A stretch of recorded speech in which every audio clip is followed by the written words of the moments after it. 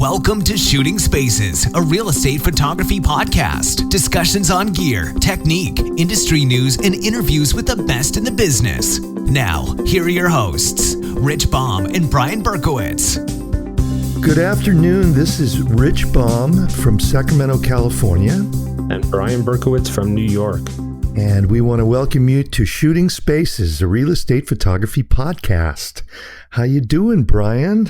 I am doing fantastic. I had a hell of a day, but I got through it, and here ready to record and have a nice little chat. Another hell of a day, huh? Yeah, those are coming pretty frequently now. But you know, it's funny. The day I had can teach a valuable lesson in customer service. Essentially, I had 3 shoots today, and when I was parked outside my first shoot, I got a flat tire. And I had about 25 minutes to get to my next shoot, and I would not have had time to change the tire and all that. And all my 3 shoots were all within 10 miles of each other. So I basically grabbed all my gear and I spent about $50-$60 on Uber today. And I went from shoot to shoot to shoot in Uber. And then at the end of all my shoots, went back to my car and then handled that.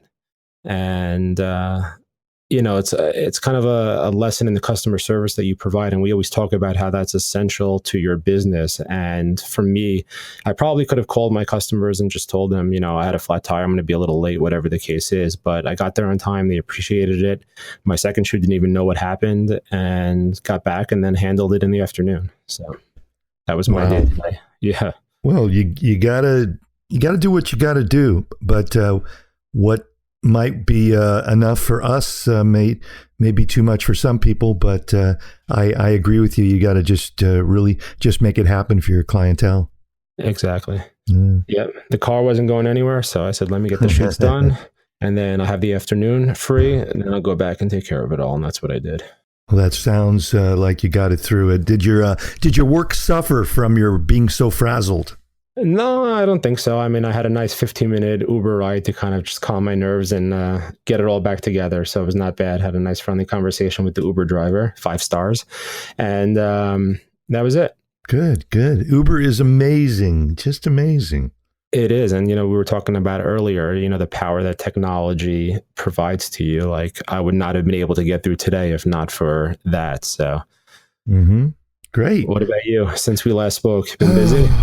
No, I had a really nice little shoot. It's so funny. Actually, you mentioned about care and it goes both ways. I went up to this little. It's right close to where I live in Gold River, and it was a little, probably the 2,000 square foot home, but it's more like a townhome, and these are like 0 lot lines and 0 backyard and 0 front yard, but all the people that live there have a lot of money and just that's where they like to live. So the agent was there, and this is my favorite top agent, and I just was watching her.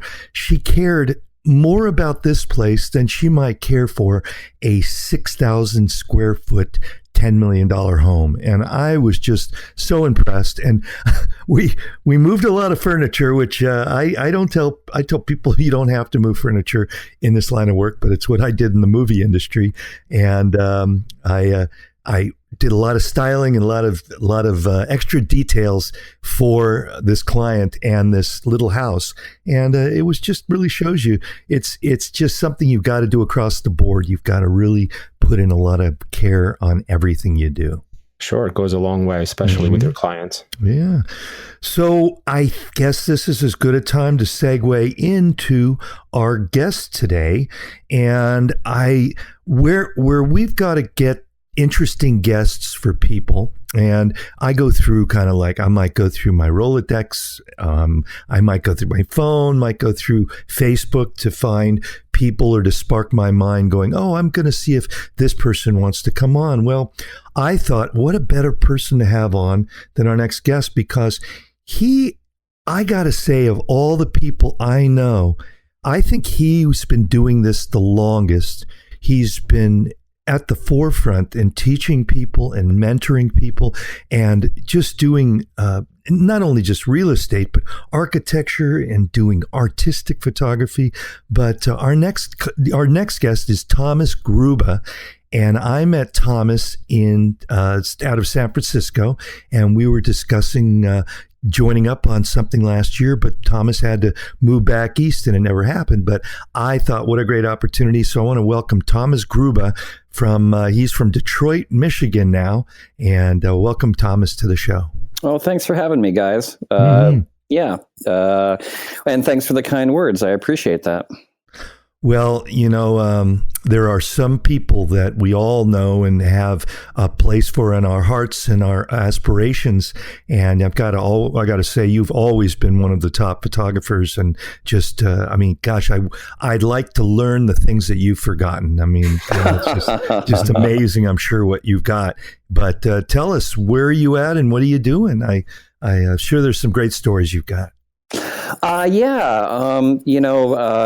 Due to certain circumstances in the Bay Area, needed to kind of reevaluate my life, and my family still lives in the Detroit area. So I thought it would be, good to come back to be with the family, not to paint a bleak picture, but my parents are getting up there in the years, and on the more positive side, my brother recently had a kid, and I had been gone from the Detroit area for 26 years.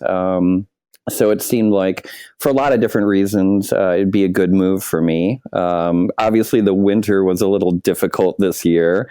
Had one of the coldest winters, I think, in 10 years in this area. So that was an adjustment. But, when transitions like this happen, it allows you the opportunity to take a look at what you're doing and, throw away the bad things and pick up the good things, or, try to start on a new trajectory. And so that's what I've been working on since I got back here.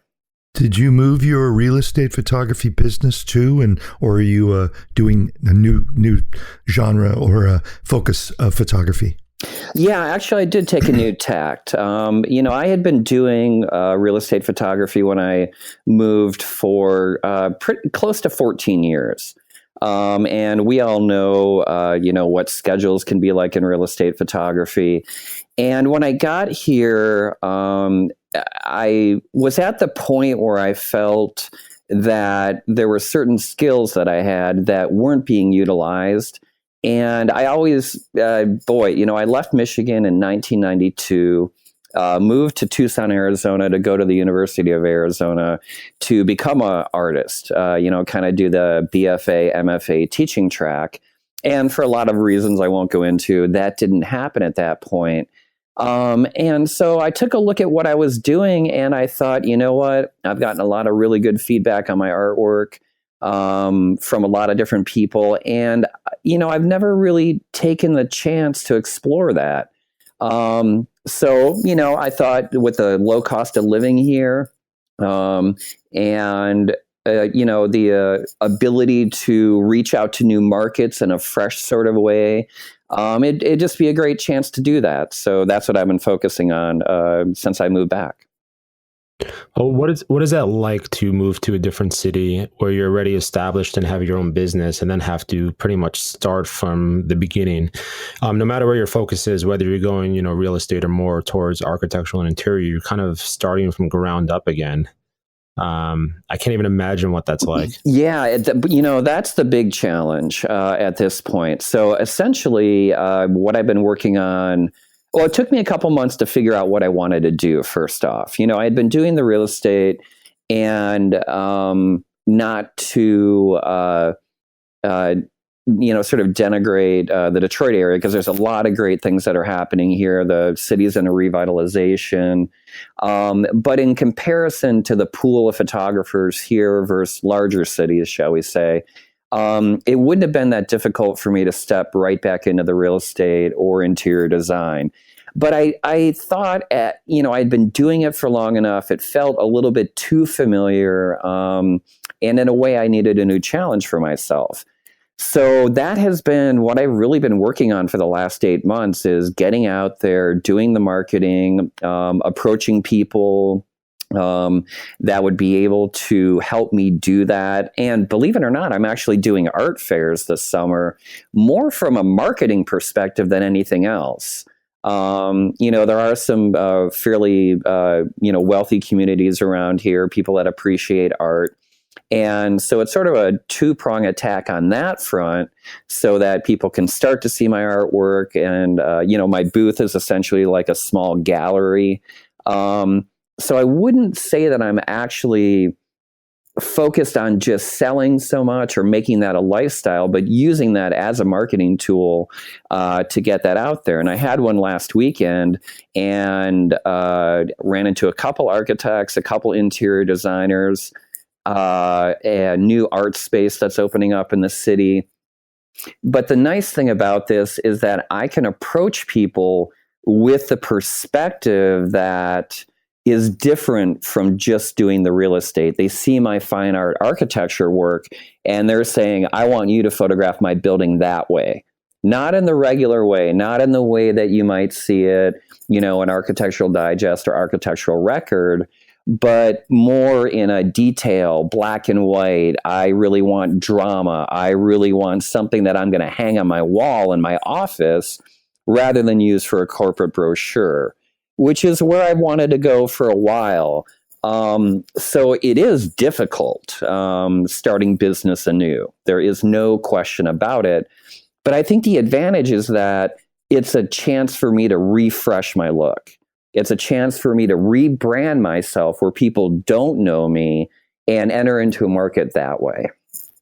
Sure. And I would imagine even the marketing itself is different because when you're well established back in the Bay Area, you probably don't have to market as much as you do now when you're starting from ground up. A lot of it's referral based at that point. Once you're a well-established business, it's referral and word of mouth at that point. And then you're literally coming to a fresh city where nobody knows you and you just have to take a whole new marketing strategy.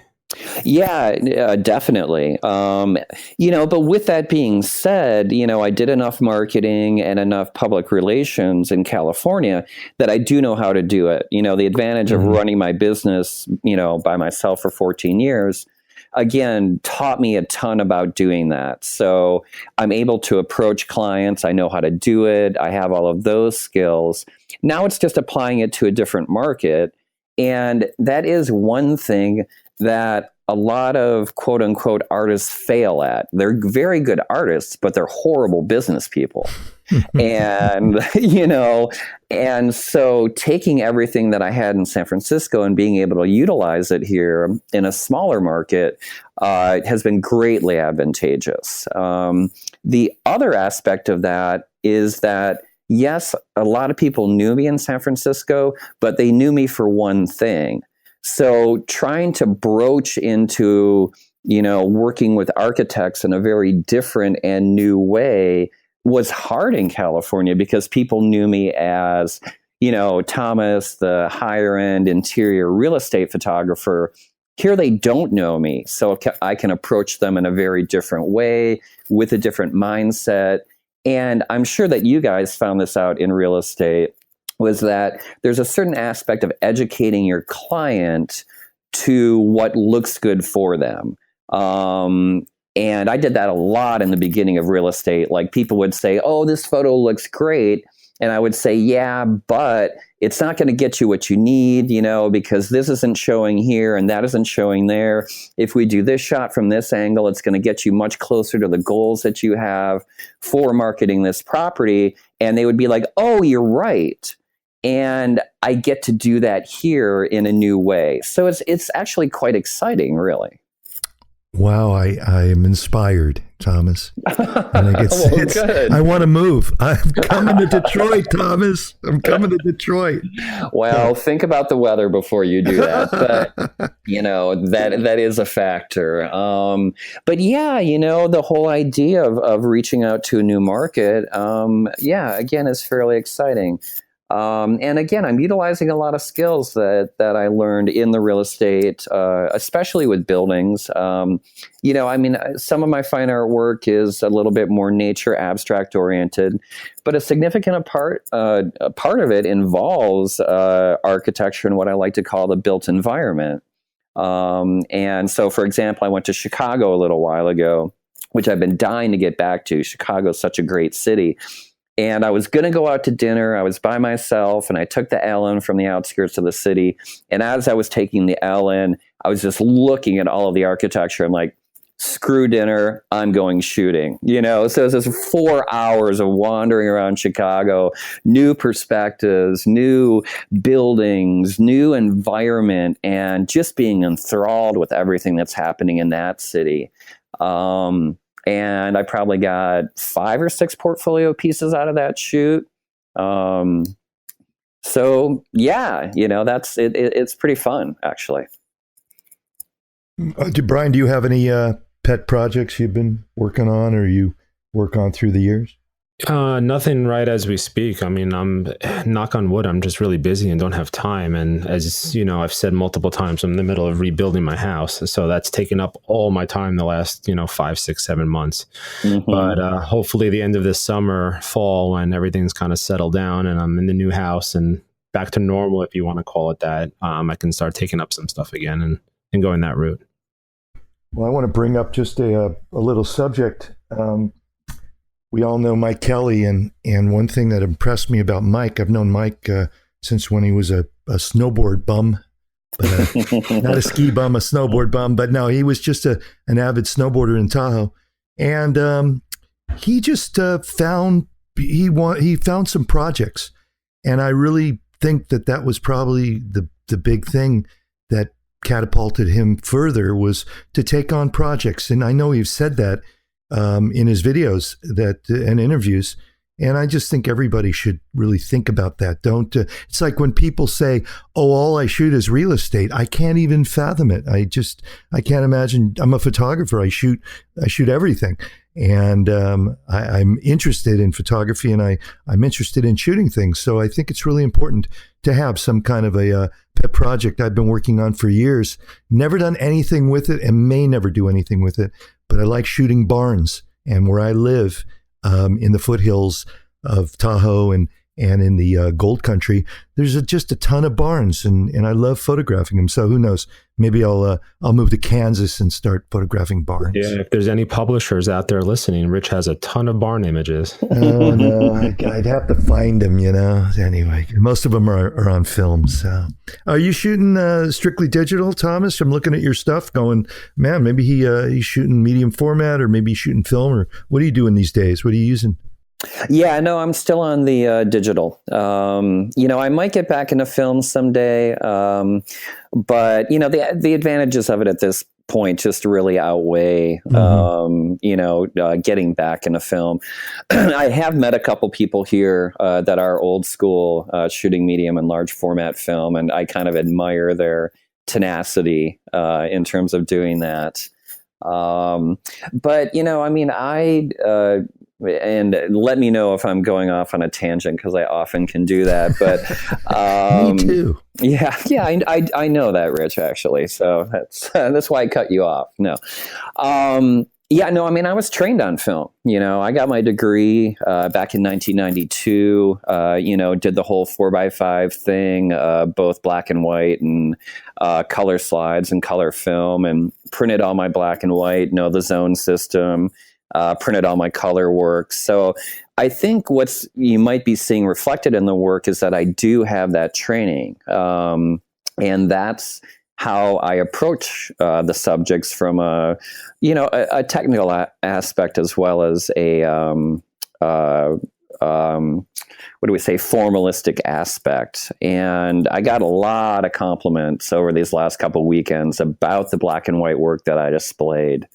And it's kind of a dying art anymore. I think the disadvantage of digital is that people think that it's quick, which it is in a way, but to really get very good images, you need to work on your files. I mean, we all know that from the real estate world, but it's applicable across the board. You can't just in Lightroom hit black and white conversion and think that you're going to have a really good photo. You need to understand the basics of it, where it comes from, how levels and curves work together, how tonalities work in black and white. It's not a super easy process, shall we say. Thomas, I want to take a little bit of a step back, if you don't mind, and just not at all. Kind of enlighten the audience. And I know you mentioned you went out to Arizona, was it? Yeah. from Detroit and then made your way to the Bay Area. So tell us how you got started, not only in photography, but also just in the real estate photography side of things, I guess, which is what you were doing back in the Bay Area, and how that transition happened.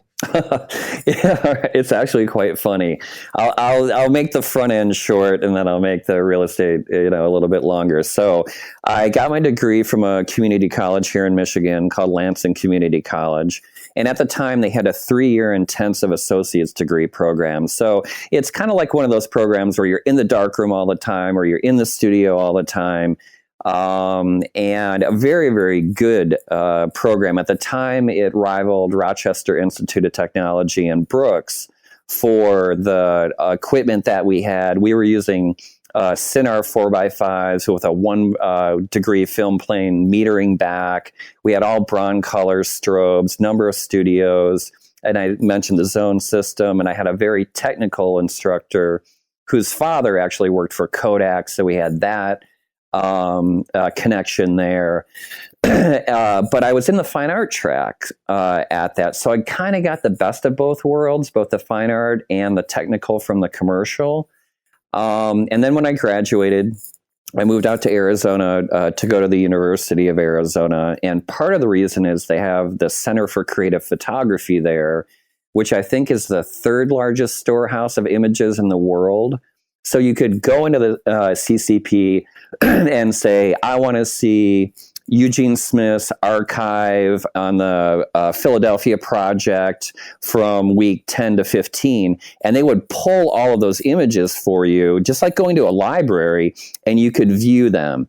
And their archive is tremendous. They have Ansel Adams archives, they have Eugene Smith's archives, Imogene Cunningham, part of Weston. I mean, the list goes on and on and on. And I would go there every week and pull a new photographer and just look at the original prints. And there's such a difference between looking at the originals versus looking at reproductions.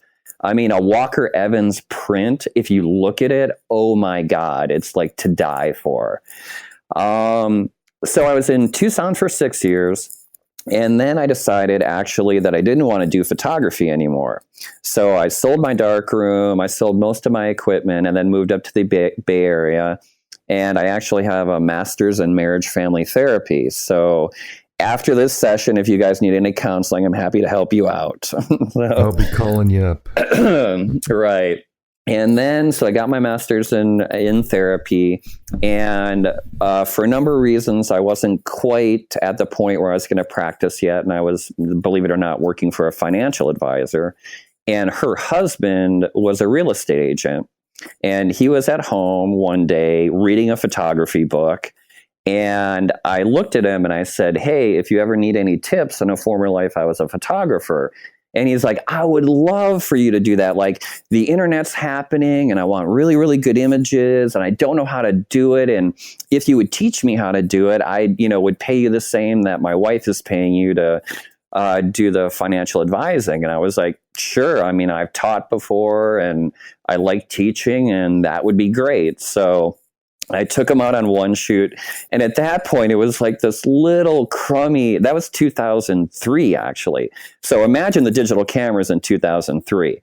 And he had a little crummy, like Sony, like a point and shoot. And I'm trying to talk to him about aperture and shutter speed and color balance. And it's kind of going way over his head. But, we're getting some decent stuff. And I'm looking at this camera and I'm like, oh my God, the thing's just a piece of poop, Like, how can you make anything decent out of this? And I hadn't really worked digitally at all at that point.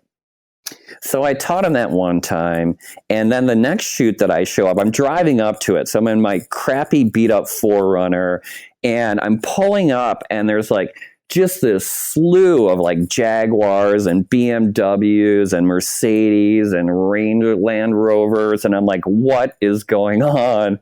And I walked in, and this should have been sort of a foreshadowing to me. He quote unquote neglected to tell me that it was a broker tour.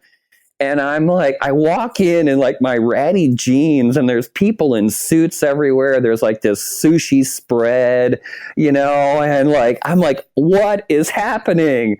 And I look at him, and this should have been foreshadowing as well. He's like, I don't have time to do this. Here's the camera. Go take the pictures. I'll pay you the same that I'm paying you to teach me. I'm like, all right, whatever. Like, sounds good to me. So I wandered around with this point and shoot, just trying to get interesting angles and trying to get agents out of the way. And they don't know what's happening, and I kind of don't know what's happening.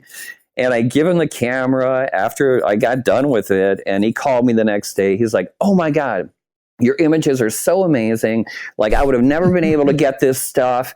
And the company that I work for is thinking about hiring a full-time photographer. Do you think that you can do it? And I'm like, well, sure, I got to buy a digital camera, but I think I can do it.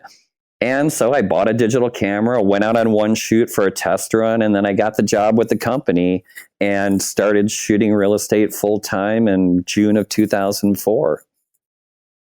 And yeah, it was a total fluke in a way, shall we say. Right time at the right place, right place at the right time. And willing to take on a challenge too. Yeah. Again, I hadn't really worked digitally, but once I got into it, I had all that film background. I'm like, oh yeah, curves is just like the bell curve in black and white. And we have, red, yellow, blue, green, cyan, magenta. That's the same as it is in film. Like, this is no different. They based it off the film platform, and, the clone tool was new to me, but everything else is like, oh, this is a no-brainer, really. I am surprised you even commented back to him, I think I can do it. I'm like, oh yeah, no problem, I can do it. And as I'm walking away, I'm going, how am I going to do this? I kind of did that. I actually had to borrow money from my parents to buy a camera. I'm like, you guys willing to invest in me? I think I got a job, and they're like, sure. How long will this take to pay us back? I'm like, I don't know really, so bless my parents' heart that they were willing to do that too. And, so did that camera have a floppy disk in it? I don't even remember what the CF card. I guess it was a CF card. I mean, I knew so little in the beginning. I was shooting TIFFs on that thing. I got like 4 photos for the card. I'd have my laptop with me to plug it in and download photos and go to the next one. That was a steep learning curve, even with everything I said about understanding Photoshop, just how to deal with agents and what they expected. And then on top of it, at that point, in retrospect, there were a few people in the country that were doing it, but not many. And I didn't know of them at all. So I took my technical background, and it was funny. The agent said, we're going to learn. And this is back when MLS only took 9 photos. Can you believe that? Like, being able to deliver 9 photos for like $200. It was awesome, but that's all it held. They couldn't use any more than that. And that's where I was educating them on, this is your best 9. Don't look at this, look at these. And, after the first year, everyone's like, you just shoot it, way better than we do, and you pick the images. But I had all this technical background, and I was used to assisting architectural photographers, which is what I did in Tucson. And I was used to taking an hour and a half per photo. And he's telling me I need to do 9 in an hour. And I'm like, I don't have any idea how to do that, like, with the way that I'm used to doing it.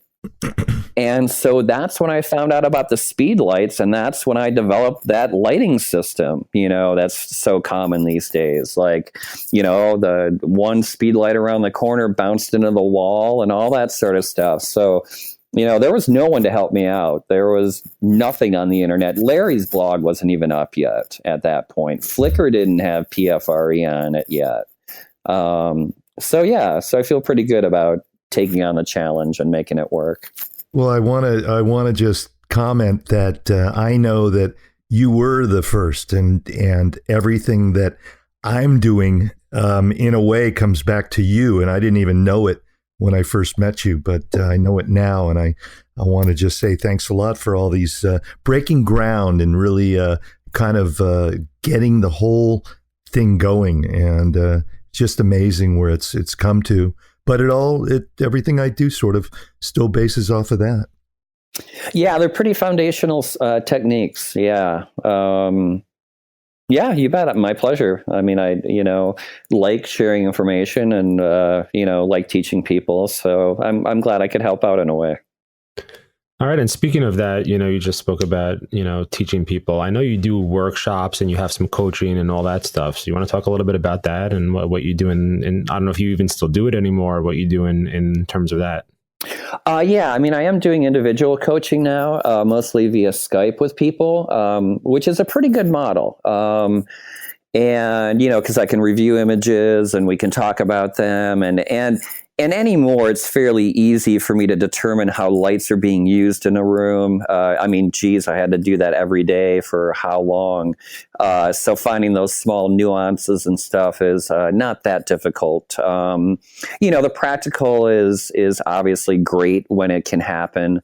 But anymore, people are so, around the world and mobile.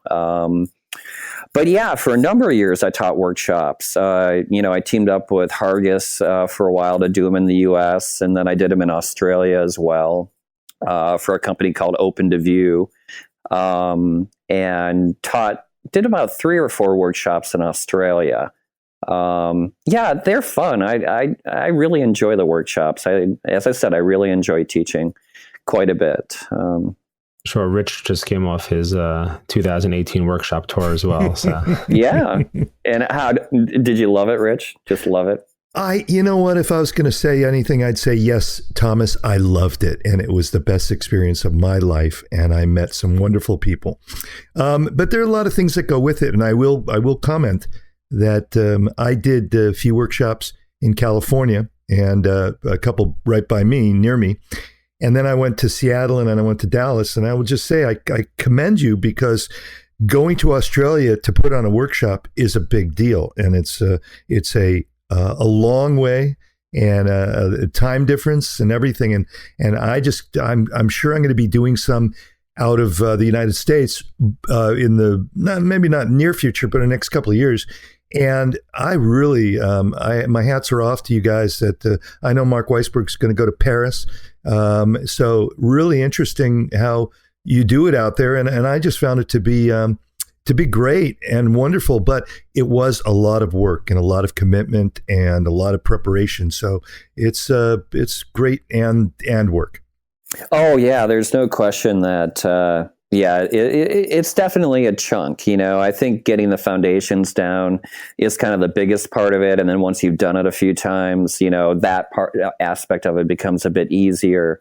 But yeah, the travel, man, the bags that I had to go to Australia, geez, walking through the airport, I was like smashing into people. I got my tripod bag, I got my camera bag.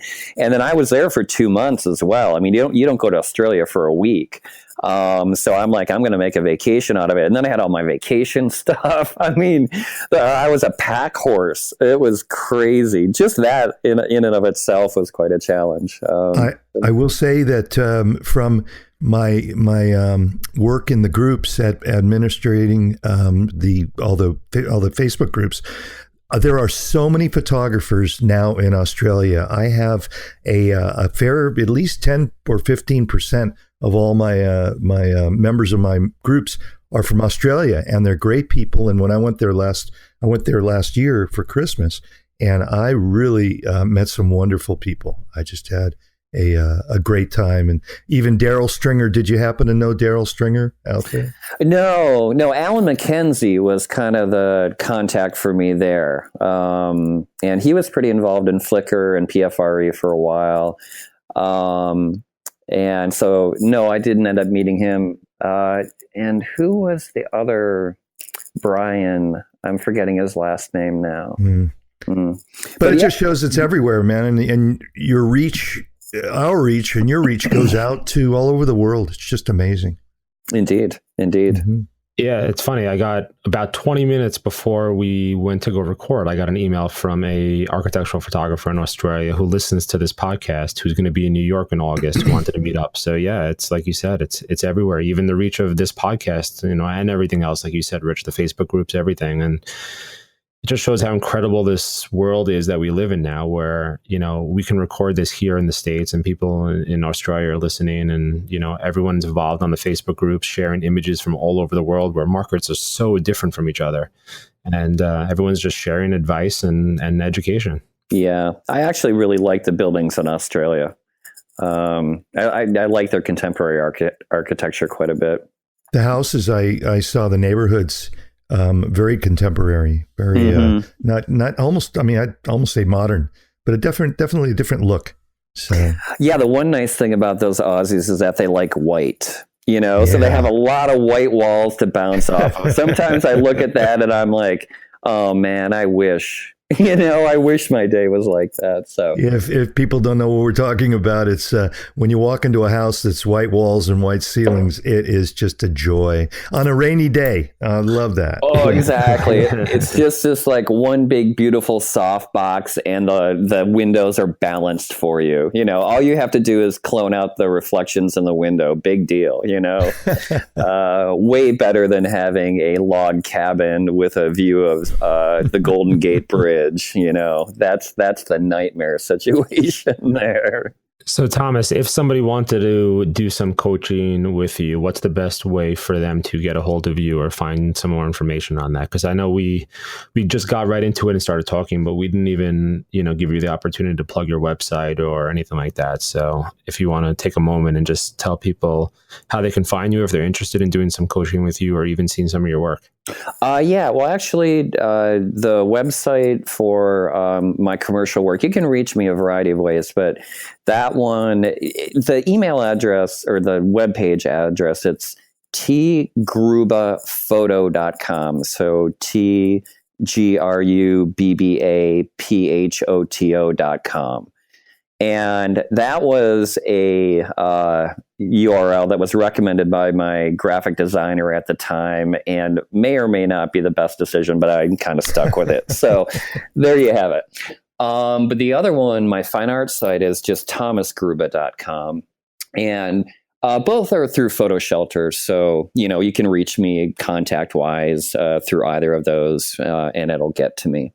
So sure. And I see on your tgrubaphoto.com site, you actually have a page dedicated to coaching. So it has a little bit of information just on the coaching side of things and what someone can expect if they do coach with you.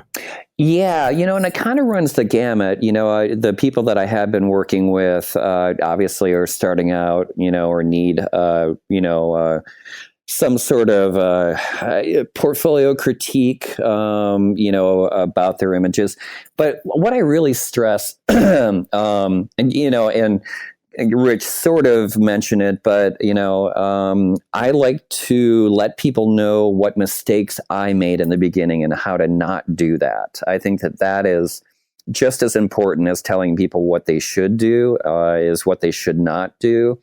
So a lot of my emphasis is on the business aspect of it, because was one of the difficult things for me in California, especially in San Francisco, because of the cost of living. I needed to, pull for maybe 5 jobs a day, 5 or 6 days a week. And you get to learn what you've done wrong in terms of client relation, turnaround time, how many images do you give to people?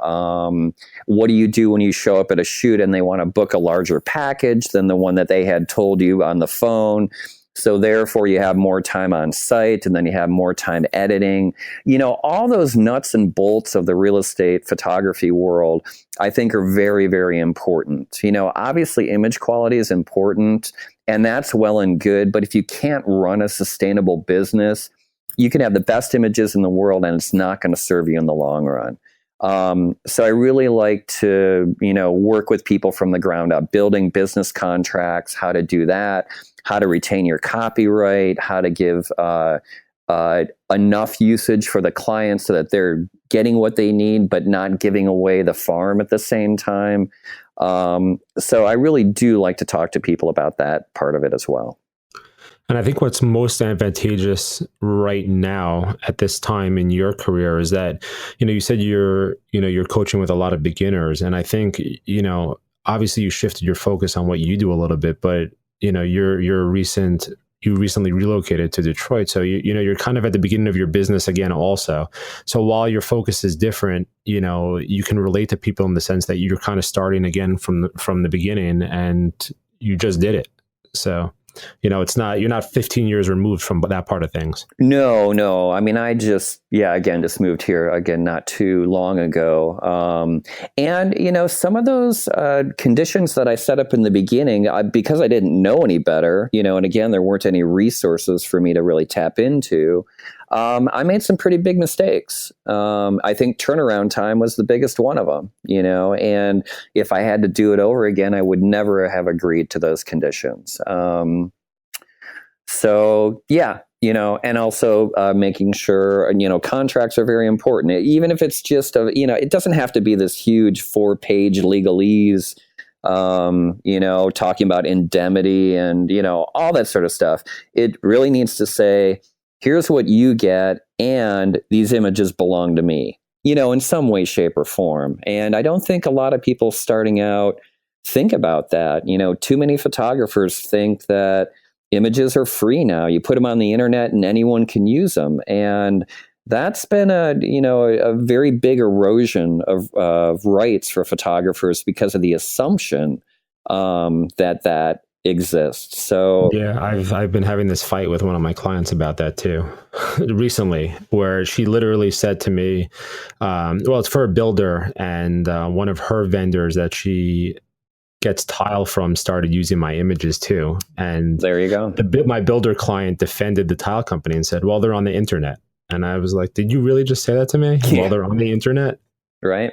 I mean, I even heard one student in Australia, I tried not to get down on her too much, but she's like, oh, well, I don't care about copyright because once it's on the internet, all my images are free. I'm like, whoa, let's put this in reverse. Let's back this way, way up, because you're screwing yourself over by thinking that. And that is absolutely not true.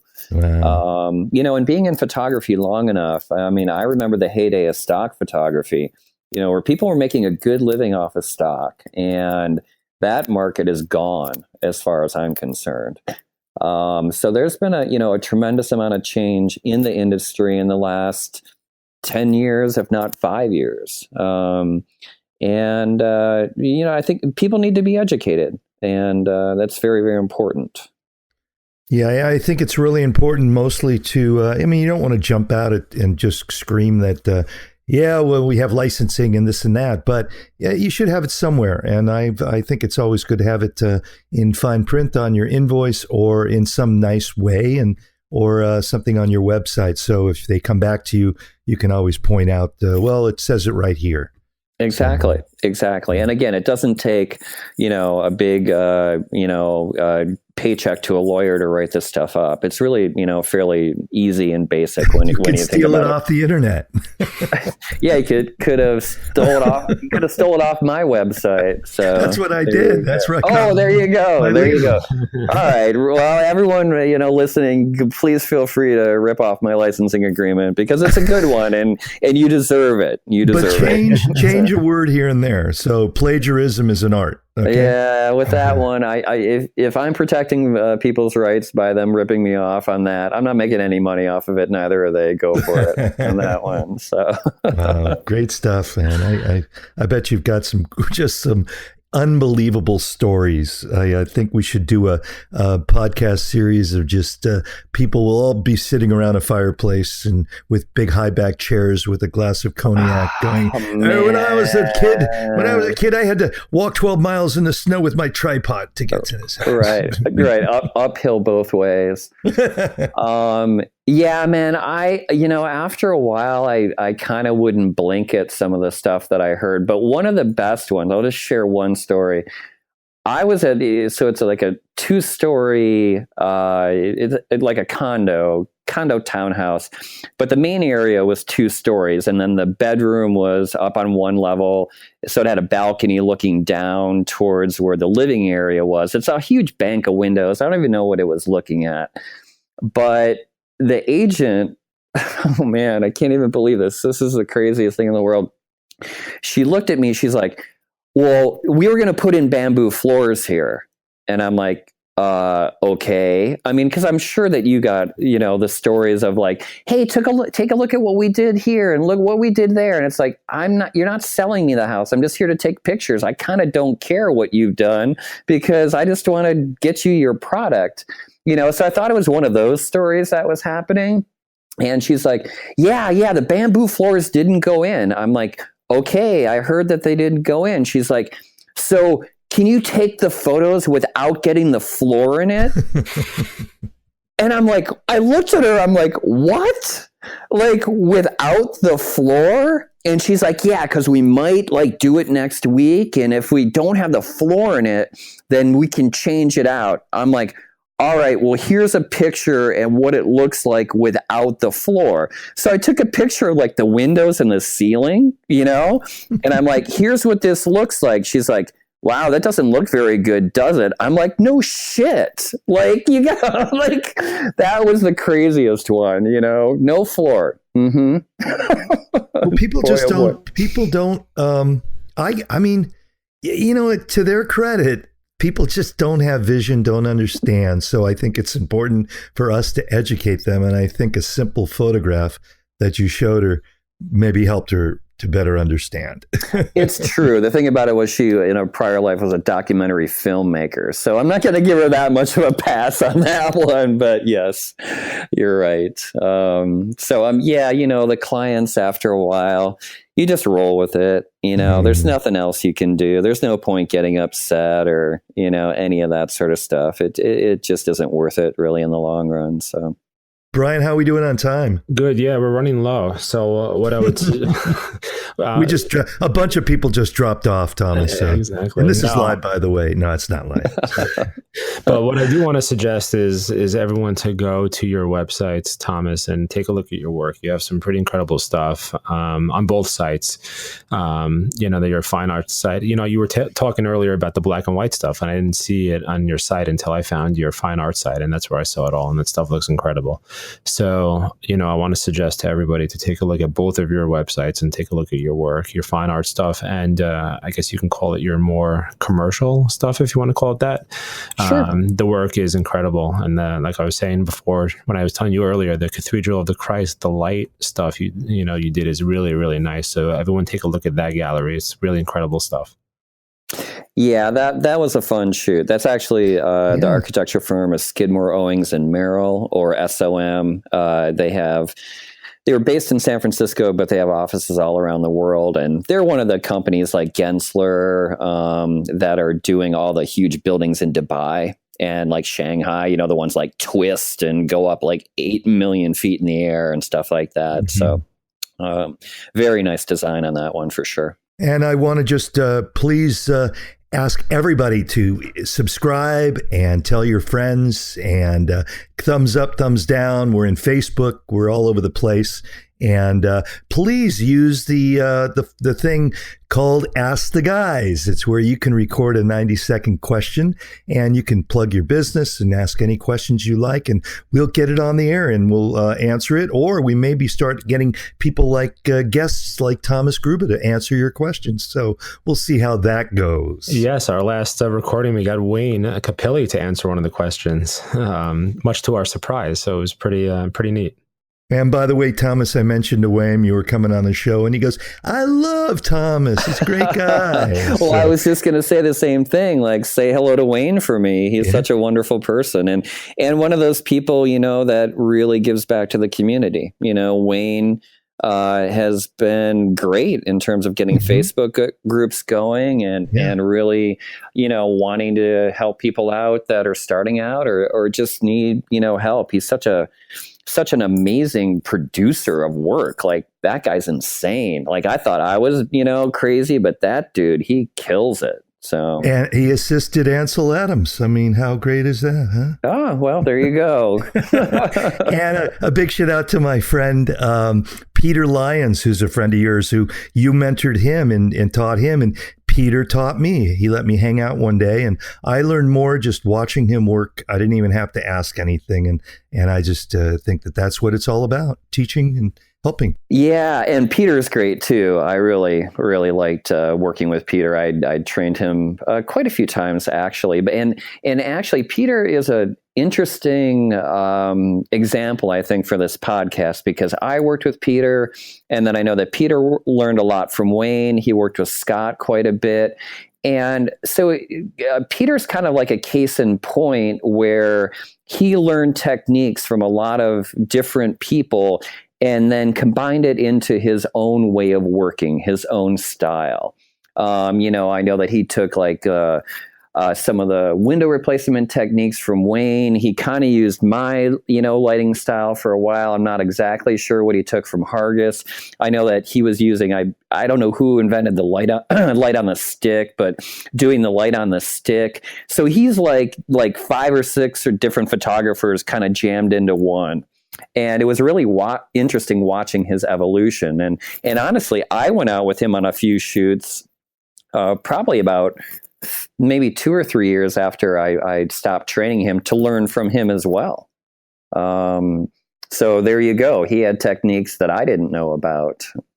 We can all learn from watching others. There you go. But I'm just going to say, Brian, why don't you take us out? I want to say thank you to everybody, and Sure. It's over to you, Brian. Yeah, just thank you, Thomas, for coming on. It was a pleasure chatting with you and hearing your stories, learning from your experiences. And I just want to remind everyone of your website. You want to say that one more time for everybody? Oh, yeah. So there's 2. The easiest one to say, thomasgrubba.com or tgrubaphoto.com, either of those.